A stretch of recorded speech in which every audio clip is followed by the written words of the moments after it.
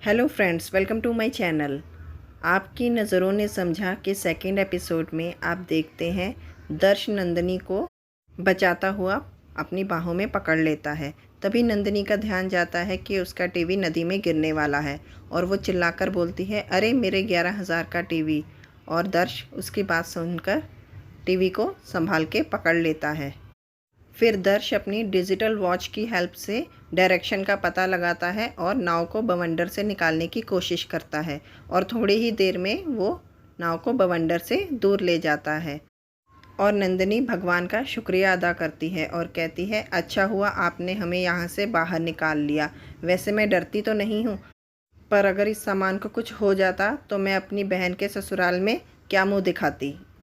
इसलिए आपको बहुत सारा थैंक यू। और फिर दर्श की तरफ देखते हुए कहती है, इसे भी थैंक यू बोल ही देती हूँ। और दर्श के पास जाकर कहती है, थैंक यू, आपने ये सामान बचाया। और फिर नंदिनी लड़खड़ाकर दर्श के ऊपर गिर जाती है और दर्श उसे गिरने से संभाल लेता है। और फिर वो नंदिनी से पूछता है, ये सारा सामान तुमने ख़रीदा है? नंदिनी कहती है, और नहीं तो क्या, मैंने ख़रीदा है। दर्श कहता है, मुझे लगता है तुमने सामान को नहीं, सामान ने तुम्हें ख़रीदा है। कितनी मटेरियलिस्टिक हो तुम। कितने का है ये सामान? 1 लाख, 2 लाख या फिर 5 लाख? क्या ये तुम्हारी जान से ज़्यादा सस्ता है, या फिर तुम्हारी जान ही इतनी सस्ती है कि तुम इस सामान के लिए उसे खतरे में डाल सकती हो? अपनी जान की वैल्यू करो। और ट्रस्ट मी, ये लाइफ ही है जो सेकंड चांस नहीं देती, ट्रस्ट मी। नंदिनी दर्श से गुस्सा हो जाती है और उतनी ही देर में वो दोनों किनारे पर पहुंच जाते हैं। काकी नंदिनी से कहती है कि चलो देखो, तुम किनारे पर आ गई, अब जल्दी से नाव से नीचे उतर जाओ। नंदिनी कहती है, नहीं नहीं, पहले तो सारा सामान उतरेगा, मैं तो उसके बाद ही उतरूँगी। और दर्श कहता है, आहा मटेरियलिस्टिक गर्ल। दर्श की बात सुन के नंदिनी को गुस्सा आ जाता है और वो कुछ कहने लगती है, लेकिन बीच में ही दर्श नंदिनी को रोक देता है और कहता है, ज़िंदगी में चीज़ें ज़रूर होती हैं, लेकिन चीज़ों में ज़िंदगी नहीं होती। ये कहकर दर्श वहाँ से चला जाता है। नंदिनी की बहन उससे कहती है, नंदिनी तू ठीक है ना? और नंदिनी अपनी बहन के गले मिलकर कहती है, देखा बहन, मैंने तुम्हारे सामान को कुछ भी नहीं होने दिया। नंदिनी की बहन कहती है, ये सब सामान तेरी ज़िंदगी से बढ़कर है क्या? और अगर तुझे कुछ हो जाता तो मैं क्या करती? नंदिनी कहती है, अपने ये आंसू संभाल के रख अपनी विदाई के लिए। तुझे क्या लगता है मैं तेरे दहेज के सामान की कीमत देखकर नाव में रुकी? अरे मैं तो रुकी तेरी खुशियों की कीमत देखकर, जो इस दुनिया में सबसे ज़्यादा कीमती है। अब चाहे कोई आंधी और तूफान भी आ जाए, तेरी खुशियों को कोई भी नहीं छीन सकता। अरे तेरे ससुराल वालों को भी तो पता चले कि तेरे गांव वालों ने प्यार से तुझे क्या क्या दिया है। चिंता सामान की नहीं, सम्मान की है। और फिर नंदिनी परेशान हो जाती है। नंदिनी की बहन पूछती है, अब क्यों परेशान हो गई, किसे जवाब देना रह गया? और नंदिनी कहती है, अरे उस ज्ञान कुमार को पता नहीं क्या समझता है अपने आप को। हाँ, उसने मेरी जान ज़रूर बताई, लेकिन फालतू में ही 4 बातें सुनाकर चला गया। और वो क्या बोल रहा था मुझे, मटेरियलिस्टिक। और फिर अपना फ़ोन निकालकर गूगल पर इसका मीनिंग सर्च करने लगती है। गूगल मटेरियलिस्टिक का मीनिंग लालची बताती है, जिसे सुनकर नंदिनी को बहुत ही ज़्यादा गुस्सा आ जाता है। और वो कहती है, उसने मुझे लालची बोला? और एक अनुड़ा, अब तो तुम्हारी जिम्मेदारी है उससे मुझे दोबारा मिलाने की, उससे तो मैं बदला लेकर रहूँगी। फिर नंदिनी अपनी बहन से कहती है, चलो मंदिर नहीं चलना है क्या, बारात आने के बाद जाएंगे। और नंदिनी की बहन परेशान होकर सोचती है, अभी तक उनका जवाब क्यों नहीं आया। और फिर सब लोग वहाँ से मंदिर के लिए चले जाते हैं। अगले सीन में हम देखते हैं कि नंदिनी की बहन की बारात आ रही होती है और वहाँ पर सब लोग बहुत नाच गा रहे होते हैं, लोग पैसे उड़ा रहे होते हैं। तभी दूल्हे की माँ, जो कि बहुत लालची होती है, वो एक लड़के को देखती है जो पैसे नीचे से उठा रहा होता है। और फिर वो उसके पास जाकर उससे सारे पैसे ले लेती है और उसे आशीर्वाद देते हुए कहती है, अरे तुझे तो मैं करोड़ों का आशीर्वाद दे रही हूँ, जो सबसे ज़्यादा है। और फिर उससे सारे पैसे लेकर वहाँ से चली जाती है और बारात के साथ डांस करने लगती है। अगले सीन में हम देखते हैं दर्श के घर में उसके दादाजी घर के सभी नौकरों पर गुस्सा करके उन पर चिल्ला रहे होते हैं और कहते हैं, पिछले 120 सालों से इस राष्ट्र के लोगों का मुंह मीठा करवा रहे हैं रावल परिवार वाले, और हमारे लिए ही इस घर में मिठाई नहीं है। और थोड़ा नरम होकर बोलते हैं, मैंने अभी अभी इस घर में हलवे की खुशबू सूंघी है, मुझे पता है आज गाजर का हलवा बना है, तो बताओ कहाँ रखा है। अरे कुछ बोलते क्यों नहीं, इधर उधर क्या देख रहे हो, बताओ मुझे कहाँ है हलवा। और यही कहते हुए वो पीछे मुड़ते हैं और देखते हैं ऊपर से उनकी छोटी बहू नीचे आती है जो कि गहनों से लदी हुई है और अपने ससुर को आकर जय श्री कृष्ण बाबूजी कहती है। और फिर वो कहते हैं हमें पता है तुम्हारे पिताजी की गहनों की दुकान है, लेकिन ये क्यों बप्पी लहरी बनकर घूम रही हो। तेरे पिताजी की गहनों की दुकान है तो इसका मतलब ये तो नहीं कि तू गहनों की दुकान बनकर घूमेगी। और तभी पीछे से दर्श की माँ आ जाती है और कहती है बिल्कुल वैसे ही, इसका मतलब ये भी नहीं कि मिठाई जो बनाता है वो मिठाई भी खाए। दर्श के दादाजी कहते हैं मिल गई, चाशनी में घुली हुई कड़वी गोली मिल गई। और फिर दोनों बहुएं हंसने लगती हैं। दर्श की माँ जय द्वारकाधीश कहकर उनके पाँव छूने लगती है और वो कहते हैं कि बुढ़ा होगा तेरा बाप, अभी तो मैं जवान हूँ और तुम मुझे बुढ़ा बनाए जा रही हो। वो शोभित ने कहा था ना मिठाई वाले को अंग्रेज़ी में क्या कहते हैं, कैंडी मैन। हाँ कैंडी मैन हूँ मैं। उनकी छोटी बहू कहती है बाबूजी बात को घुमाइए मत, आपको पता है आज के बाद आपने बात घुमाई तो आपको पता ही है मैं क्या करूँगी। मैं इन्हीं गहनों में दर्श की एग्जीबिशन में खड़ी हो जाऊँगी। फिर जो लोग वहाँ आएंगे वो पता है क्या कहेंगे, ये रावल परिवार की बहू है या गहनों का एग्जीबिशन। फिर दादाजी बड़ी बहू से कहते हैं राजवी बेटा कह दो इसे कैंडीमैन को धमकी ना दे, कैंडीमैन किसी से नहीं डरता, मतलब सिर्फ तुमसे ही डरता हूँ। देखो तुम्हारे डर से मैं आज वॉकिंग पर भी जा रहा हूँ, आज तो 10,000 स्टेप करके ही घर वापस लौटूंगा। और फिर वो अपने नौकर को आंख मारकर इशारा करते हैं और अपने साथ चलने को कहते हैं। तभी राजवी अपने नौकर को रोकती है और कहती है कि लक्ष्मण अगर आज तुमने इनकी घड़ी पहनकर 10,000 स्टेप किए तो मैं तुम्हें घर से हटाकर दुकान में ट्रांसफ़र कर दूंगी। ये सुनकर छोटी बहू हंसने लगती है। दादाजी गुस्सा होते हुए कहते हैं तू क्यों हंस रही है, वापस आते हुए 50-50 तोले के 2-2 हार लेकर आऊँगा, पहनकर बैठ जाना पूरे दिन। और नौकर को साथ लेकर वहाँ से चले जाते हैं। उनके जाने के बाद छोटी बहू कहती है राजवी बहन अब मैं ये गहने उतार दूँ, इतने गहने पहनना मतलब बहुत मगजमारी है। राजवी कहती है सारे मत उतारो, थोड़े पहने रखो, एक तुम ही हो इस घर में जिस पर गहने इतने अच्छे लगते हैं। फिर उसकी देवरानी कहती है पर ये तो आपके गहने हैं ना। राजवी कहती है इस घर में कब से मेरा तुम्हारा होने लगा, जो मेरा है वो तुम्हारा है, जैसे दर्श मेरा बेटा है, पर तुम कितनी चिंता करती हो उसकी। तब देवरानी कहती है आपके साथ बहस करना मतलब बहुत मगजमारी है। अच्छा आप कहती हैं तो मैं ये पुखराज रख लेती हूँ। ऐसा कहते हैं ना कि पुखराज रखने से सारे मंगल दोष दूर हो जाते हैं। राजवी कहती है तो एक काम करो, एक पुखराज डॉक्टर संगीता के लिए भी ले जाओ, क्या है ना। चेतन भाई 1 घंटे से वहाँ इंतज़ार कर रहे हैं, अब तक तो कुंडली भी बना चुके होंगे। देवरानी कहती है अरे मैं तो भूल ही गई थी, आज तो डॉक्टर के साथ अपॉइंटमेंट थी। राजवी भाभी आपको सब कैसे याद रह जाता है, मतलब ऑफिस की मीटिंग से लेकर बाबूजी की इंसुलिन तक, दर्श की फ़्लाइट की टिकट बुक कराने से लेकर नौकरों की पगार, और तो और आपको एकादशी का उपवास भी याद रह जाता है। राजवी कहती है क्या है ना कि मिठाई वाले के यहाँ पैदा हुई थी तो हमारे यहाँ बादाम होलसेल में आते थे। और दोनों हंसने लगती हैं। राजवी आगे कहती है चिंता मत करो, आज नहीं तो कल हमें गुड न्यूज़ ज़रूर मिलेगी। मेरे दोनों बेटे बड़े हो गए हैं तो अब रोज़ सिर्फ तुम्हारे लिए ही प्रार्थना करती हूँ कि मेरी पारुल की ज़िंदगी में एक प्यारा सा बच्चा जल्दी आ जाए। और जब वो आ जाएगा तो देखना हर दूसरे दिन मैं ही चुरा कर ले जाया करूँगी उसे। चलो अब तुम जाओ, तुम्हें देर हो रही है और मुझे हमारे कैंडीमैन के लिए शुगर फ्री हलवा बनवाना है।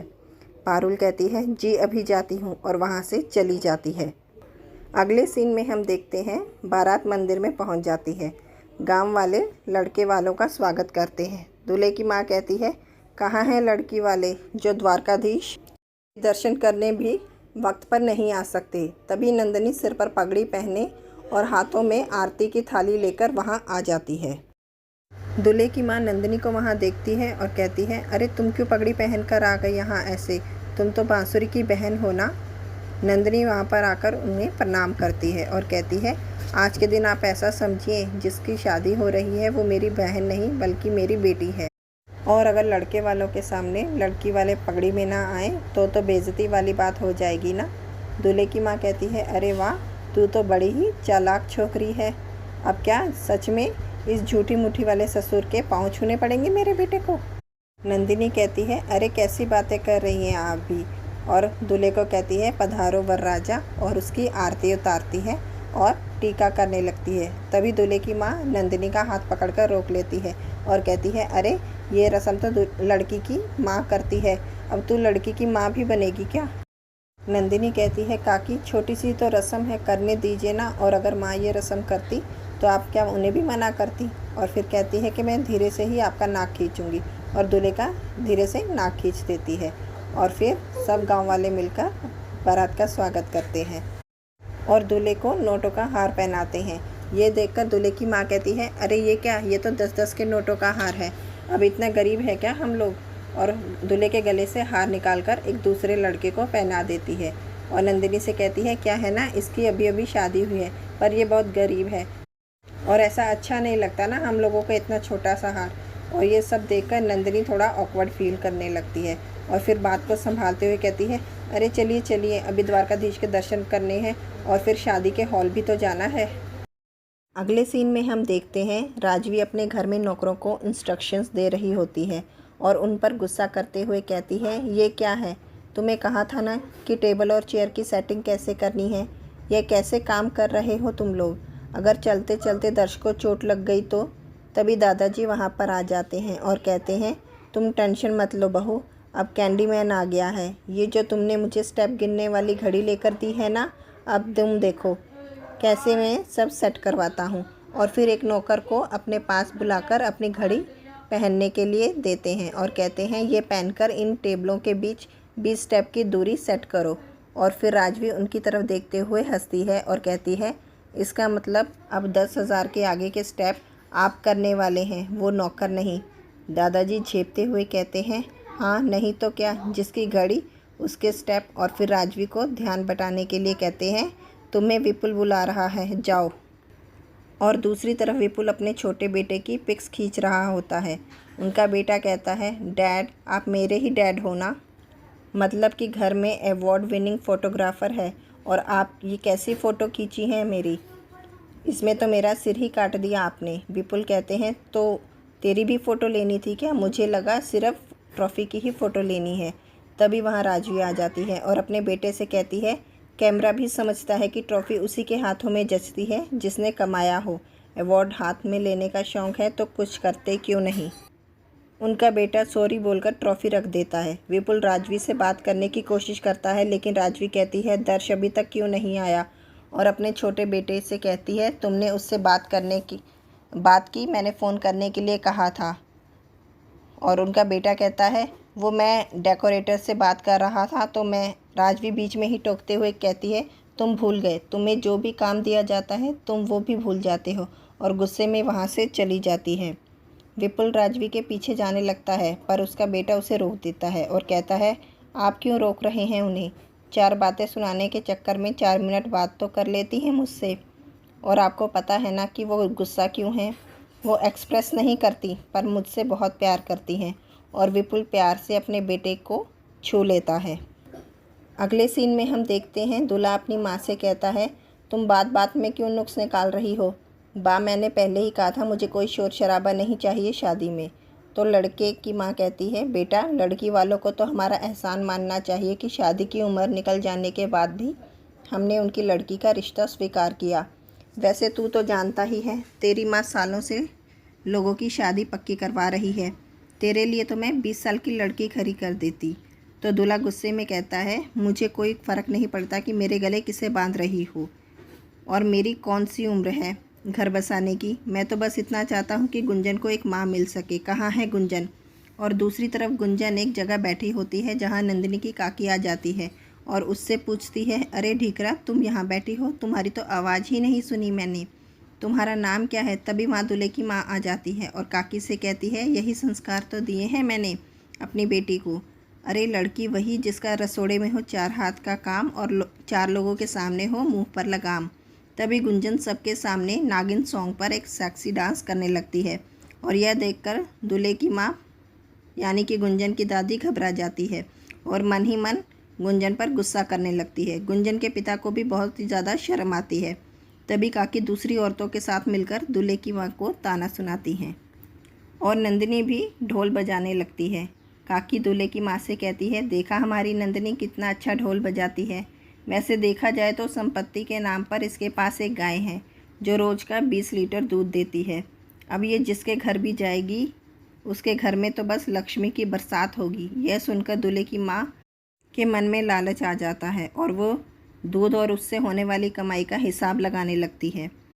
अगले सीन में दर्श अपने ड्राइवर से टॉवल लेकर खुद को पोंछने लगता है और अपने छोटे भाई से फ़ोन पे बात भी करता है कि एग्जीबिशन के लिए उसने कपड़े और शूज़ चूज़ करके रखे हैं, अपने साथ उसे ज़रूर लेता आए।